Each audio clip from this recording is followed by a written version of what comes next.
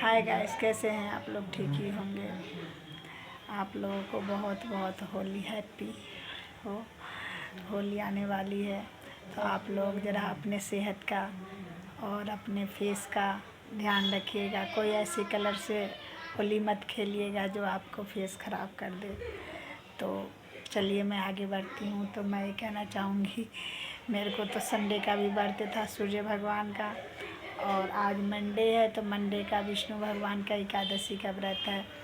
तो मैं सुबह सुबह उठी, पहले तो मैंने झाड़ू पोछा कर लिया, उसके बाद में नहाया धोया और फिर पहले मैंने भगवान का पूजा करा। भगवान का पूजा करके 2 बच्चे जाते हैं ड्यूटी, तो उनके लिए मैंने लंच बनाई। लंच में बनाई रोटी, आलू मटर की सब्ज़ी और रायता। उन दोनों को लंच बनाकर हमने दे दिया।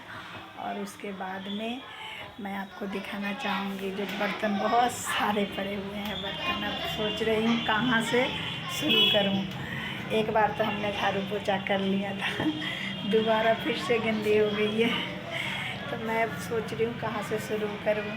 आप देख सकते हैं जो बर्तन मेरी गंदी पड़ी हुई है। तो मैं सोच रही हूँ कहाँ से शुरू करूँ, बर्तन से शुरू करूँ या झाड़ू पोछा से शुरू करूँ। तो मैंने सोचा जो झाड़ू पोछा से नहीं, झाड़ू पोछा तो हम एक बार लगा लेते सुबह सुबह, इसलिए सुबह सुबह लगा लेते हैं क्योंकि आप लोग भी ये काम कीजिएगा टाइम हो तो।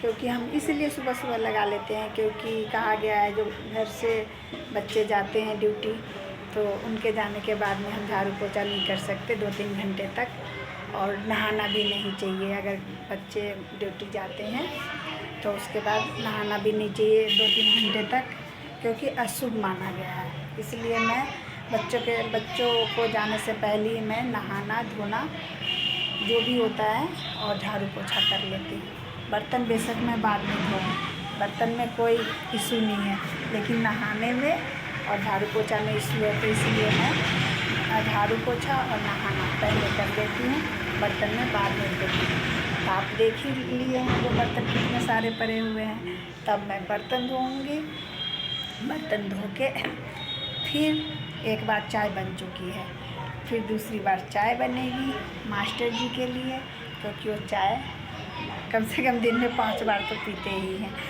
और उसके बाद चाय बना के फिर जाऊंगी, इतना काम करने के बाद फिर जाऊंगी गाय को रोटी देने के लिए। गाय को रोटी नहीं, आज रोटी नहीं दूंगी क्योंकि आज एकादशी है, तो आज केला खिलाऊंगी गाय को, क्योंकि केला खिलाना चाहिए। क्योंकि आज मैं अन्न में नहीं खाऊंगी, मेरा व्रत है तो उसमें गाय को भी मैं अन्न नहीं दूंगी, आज मैं केला दूंगी गाय को भी।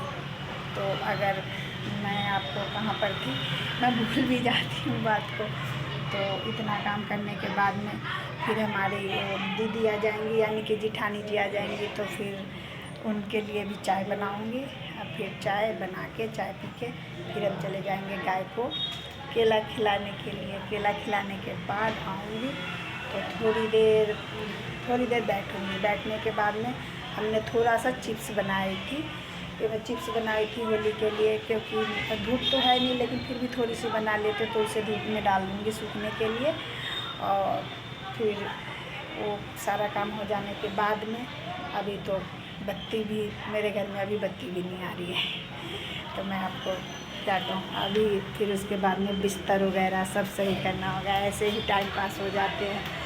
और उसके बाद में होली में फिर से मैं बोल रही हूँ, होली में आप लोग कोई ऐसा काम मत कीजिएगा जिससे आपको स्किन पे कोई असर पड़े, क्योंकि स्किन है तो सब है, फेस ठीक है तो सब है, फेस ठीक नहीं है तो कुछ भी नहीं है, पता है आपको जो। तो मैं यही कहना चाहूँगी, हैप्पी होली। आप लोग हैप्पी होली में, यानी कि होली हैप्पी जब ही होगी जब आप लोग हैप्पी होंगे। तो आप लोग अच्छे अच्छे मम्मी पापा से खाना पकवान बनाइए, खाइए और मज़े कीजिए।